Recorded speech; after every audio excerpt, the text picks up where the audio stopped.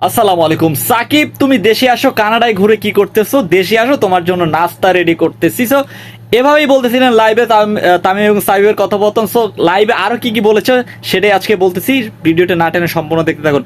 So এখন কথা হচ্ছে, সাকিব তামিমের শত্রুতা কিন্তু আজকের থেকে নয়, অনেক আগে থেকেই। এটা আমরা যতই বলি না কেন, তারা এক এক এক কিন্তু না ভাই, তারা আলাদা আলাদা এবং শত্রুতামি এখনো রয়েছে। সো একটা সময় সাকিব আল হাসান তামিম ইকবালকে এক ধরনের দল থেকেই বের করে দেয়, সেটা আমরা তার ইন্টারভিউর মাধ্যমেই জানি যে তিনি কিন ধরনের ঠ্যাস মেরে কথা বলছিলেন তামিম ইকবালকে।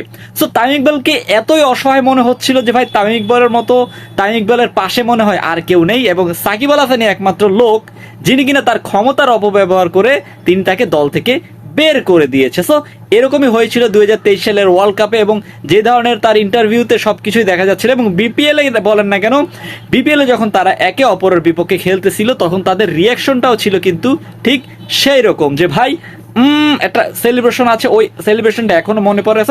এখন কথা হচ্ছে যে দিন দিন পাল্টে যায় ভাই। মানুষ একটা একটা কোন একটা সাংবাদিক বলেছিল যে ভাই সাকিব একদিন অনেক সাকিব একদিন নির্লজ্জ, মানে সাকিব একদিন এমন বিপদে পড়বে তখন তাকে তিনি বিতাড়িত হবেন দর্শকের কাছ থেকে। সো সেটাই হচ্ছে এখন সাকিব আল হাসান।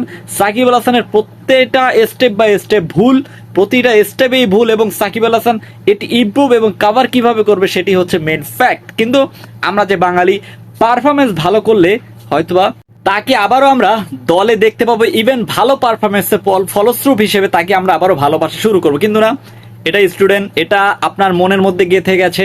আপনি বলেন, মাশরাফি বলেন, তারা এমন একটা খলনায়ক হিসেবে পরিচিত যাদেরকে কিনা এক্সপ্রেস, আপনার নড়াইল এক্সপ্রেস বলেন, সুপারস্টার বলেন, বাংলাদেশের প্রাণ ভোমরা বলেন না কেন, সবকিছু আখ্যা দিয়ে কিন্তু তাদেরকে আমরা বরণ করে নিয়েছিলাম, এবং সেটা ফলস্বরূপে তারা যা দিয়েছে পুরো স্টুডেন্টকে এবং পুরো বাংলাদেশের মানুষকে, সেটা আসলেই কাম্য ছিল না তাদের পক্ষ থেকে। সো এখন কথা হচ্ছে তারা এখন কি করবে। সো এর মানে এই না যে তাদের ঘর বাড়ি পুড়িয়ে দিতে হবে, এটা কোনো সলিউশন না ভাই।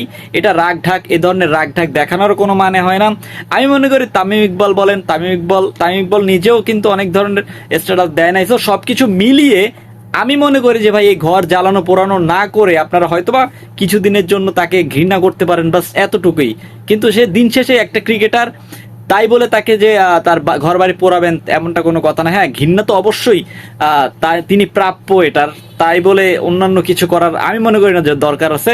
বাট সাকিব আল হাসান যে ধরনের কাজ করছে সেটা আসলেই তার পক্ষ থেকে কাম্য ছিল না, এবং আমি আশা করবো সেটা রিকভারি হবে। এবং আমি মনে করি না যে তিনি মানে ভালো কিছু একটা করছে। সো কানাডা এখন বর্তমানে টি-20 লিগ খেলতেছে, এবং সেই লিগ খেলে তিনি আবার পাকিস্তান বরং বাংলাদেশের যে সিরিজটি হবে সেই সিরিজে যোগ দিবে। সো এখন কথা হচ্ছে সামনের দিনগুলো কিভাবে যায়, এবং আপনারা সাকিবকে কিভাবে, মানে তাকে নিয়ে কোন ধরনের চিন্তা ভাবনা করতেছেন প্লিজ কমেন্ট করে জানাই দেন। তাইকে বয়কট করবেন নাকি তাকে অ্যাজ এ ক্রিকেটার হিসেবে ভালোবাসবেন, প্লিজ কমেন্ট করে জানাই দেন। আর হ্যাঁ, ভিডিওটি ভালো লাগে থাকলে অবশ্যই যারা সাবস্ক্রাইব করে পাশে থাকুন, ধন্যবাদ।